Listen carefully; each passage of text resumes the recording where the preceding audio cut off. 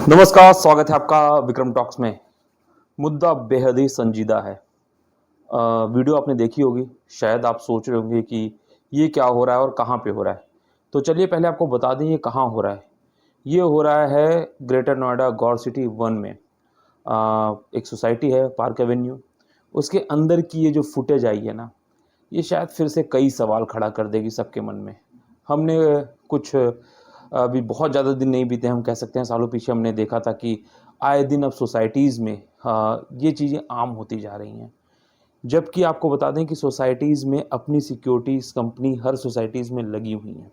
आप देखिए इस वीडियो में भी आपने जो देखा अभी और जो इस समय मेरे बगल भी चल रही है, कि किस तरीके से महिला एक डिलीवरी बॉय या हम कह सकते हैं कि अभी पूरी पुष्टि नहीं हुई है कि कौन है, पीटते हुए दिख रही हैं सरेआम।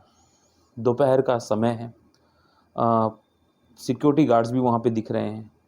महिला लगातार मारते हुए जा रही है, गार्ड रूम है वहाँ तक पहुँचती है। करीबन जो पूरी फुटेज है वो आपको बता दूँ 1.5 से 2 मिनट की हम आपको लेकिन मेन फुटेज दिखाने लाए हैं। महिला लगातार उस लड़के को मार रही है। गलती किसकी है, किसकी नहीं है, बात अभी इस पे कुछ भी नहीं है, क्योंकि अभी आपको बता दें कि पूरी घटना की जो गहराई तक की जानकारी है वो विक्रम टॉक्स तक अभी नहीं आई है। हम भी कोशिश कर रहे हैं, पुलिस से लगातार संपर्क में है कि पूरा मामला क्या है जानने की। लेकिन क्या कोई सरेआम ऐसे पीटना ठीक है? जब आपके पास वहाँ की लोकल सिक्योरिटी गार्ड्स हैं जिनके ऊपर पूरा दारोमदार होता है सोसाइटी का, अगर आपको गुस्सा आ रहा है या मैं कहता हूँ कि कोई गलती होगी भी, अगर यही एक हाथ उल्टा पुरुष का उस महिला पे लग जाता, फिर हालांकि ये मामला पुलिस के पास जा रहा है, लेकिन अगर सोचिए इस पूरी वीडियो में कहीं भी उस लड़के का हाथ नहीं उठा है। गलती मैं अभी भी कह रहा हूँ किसकी है किसकी नहीं है ये मायने यहाँ नहीं रखता है, ये बात की बात है।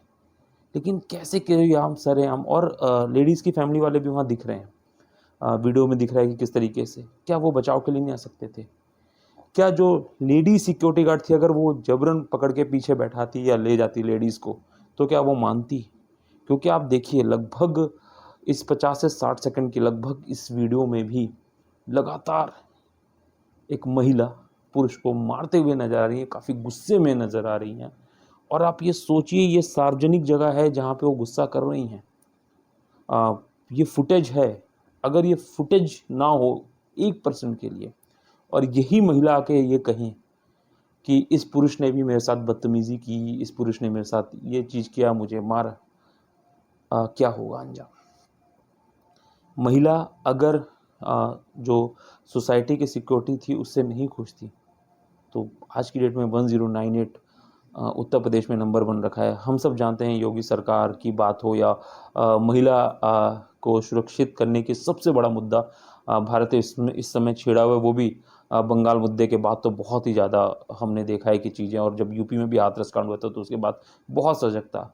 लेकिन क्या इस महिला को अपने गुस्से को शांत नहीं रखना चाहिए था? क्या इसने सही किया? क्योंकि जिस तरीके से मारती हुई जा रही हैं, अगर गुस्से में आप सोचिए कि कुछ उस लड़के के साथ हो जाता या उस चीज़ के साथ, उसकी भरपाई कौन करेगा? गुस्सा हो सकता है कि जायज़ हो ना, या फिर हम ये कहेंगे हो सकता है कि लड़के की गलती हो ना हो, वो मैटर नहीं कर रहा। लेकिन सबसे बड़ी बात, ऐसे कैसे कोई महिला लगातार पीटते चली जा सकती है?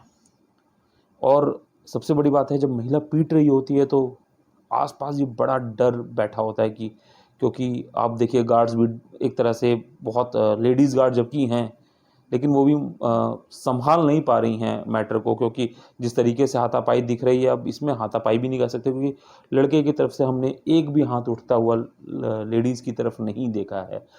दिख रहा है कि कहीं न कहीं जिस तरीके से लेडीज़ हावी होके लगातार मार रही है, वो किसी के सुनवाई नहीं कर रही है, ना गार्ड्स की सुनवाई कर रही है। बाद में भीड़ जुटती है, उसकी भी सुनवाई नहीं हो रही।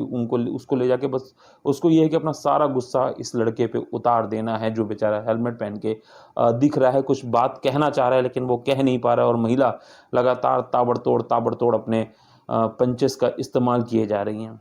आखिर हमारा समाज किस तरह जा रहा है? आज अगर ये सीसीटीवी फुटेज नहीं होती, इसकी सच्चाई तो बहुत जल्द अब पता चल जाएगी कि इस पूरे मामले के पीछे सच्चाई क्या है। लेकिन अगर ये सीसीटीवी फुटेज नहीं होती, तो क्या ये पुरुष अब बच पाता कभी लाइफ में?